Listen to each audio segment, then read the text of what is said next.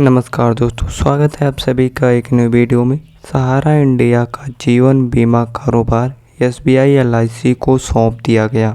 यानी जिस तरह से सहारा इंडिया का एक क्रेडिट ब्रांच था, उसी प्रकार से सहारा इंडिया का एक जीवन बीमा कारोबार चल रहा था, जिसे अब एसबीआई के एलआईसी ब्रांच में कन्वर्ट कर दिया गया है।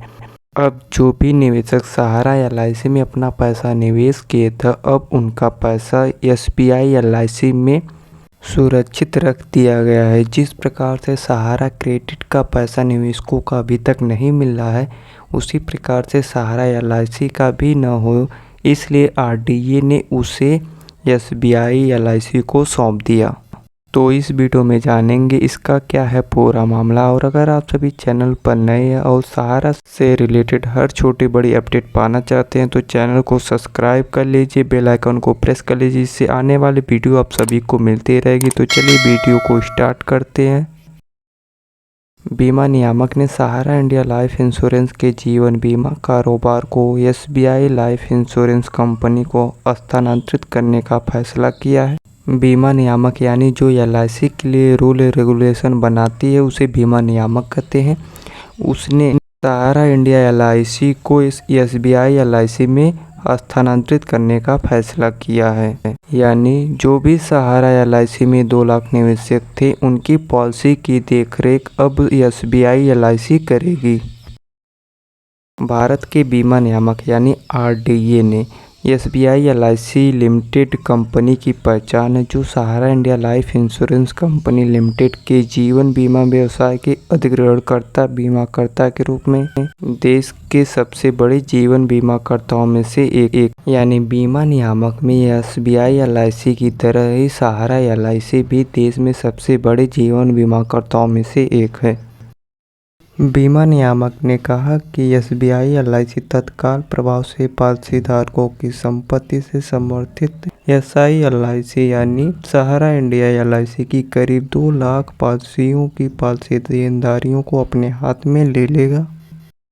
सहारा इंडिया लाइफ इंश्योरेंस को जीवन बीमा के कारोबार को चलाने के लिए 2004 में पंजीकृत प्रमाण पत्र दिया गया था। बीमाकर्ता के वित्तीय स्वामित्व और प्रशासन के पहलुओं पर कुछ गंभीर मुद्दों को देखते हुए बीमा नियामक यानी आरडीए ने 2017 में बीमाकर्ता के व्यवसाय का प्रबंध करने के लिए एक प्रशासन नियुक्त किया गया था। बीमाकर्ता को नए व्यवसाय को अंडरराइट करने की भी अनुमति नहीं थी।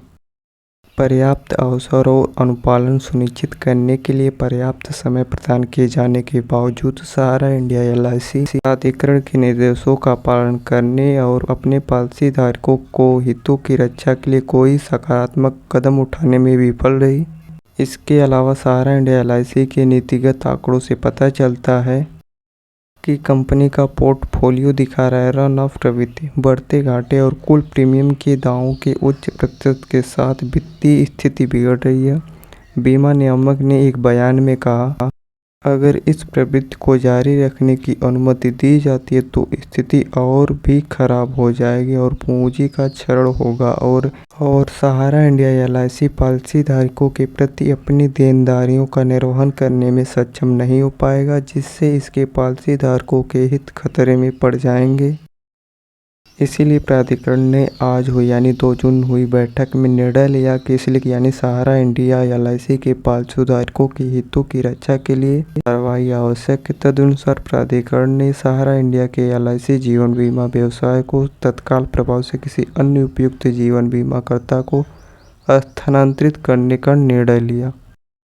नियामक ने कहा कि उसने सहारा इंडिया एलआईसी के सभी पॉलिसीधारकों के लिए सुचारू परिवर्तन सुनिश्चित करने के लिए आवश्यक कदम उठाए हैं। आदेश के कार्यान्वयन के लिए सदस्य एक्चुअरी, सदस्य जीवन और सदस्य एफ&आई की एक समिति गठित की गई है। एक समयबद्ध तरीका एसबीएलआईसी को निर्देश दिया गया है कि वह सिलिक के पॉलिसीधारकों के प्रश्नों के समाधान के लिए एक समर्पित सेल की स्थापना सहित पॉलिसियों की सर्विसिंग के संबंध में सिलिक के पॉलिसीधारकों तक पहुंचाने के लिए पर्याप्त कदम उठाए। बीमा नियामक ने कहा कि वह स्थिति की निगरानी करना जारी रखेगा और सिलिक के पॉलिसी धारकों के हित में आवश्यक दिशा निर्देश भी जारी करेगा। यानी जो भी निवेशक सहारा इंडिया एलआईसी में अपना पैसा निवेश किए थे उनका पैसा नहीं डूबेगा, उनका पैसा एसबीआई एलआईसी में सुरक्षित रखा जाएगा और सहारा इंडिया एलआईसी के निवेशकों के लिए रूल रेगुलेशन बनाकर उन्हें उनका पैसा वापस कर दिया जाएगा।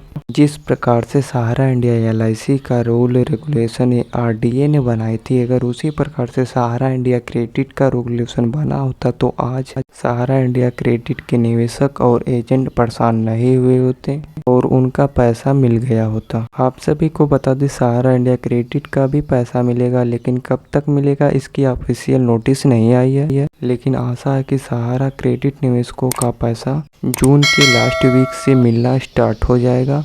तो इस वीडियो में इतना ही। सहारा इंडिया से जुड़ी हर छोटी बड़ी अपडेट पाने के लिए चैनल को सब्सक्राइब कर लीजिएगा, जिससे आने वाली वीडियो आप सभी को मिलती रहेगी। अगर आप सभी को किसी भी प्रकार की मदद चाहिए तो कमेंट करके या टेलीग्राम पर ज्वाइन होकर पूछ सकते हैं। मिलते हैं नेक्स्ट वीडियो में, तब तक के लिए जय हिंद।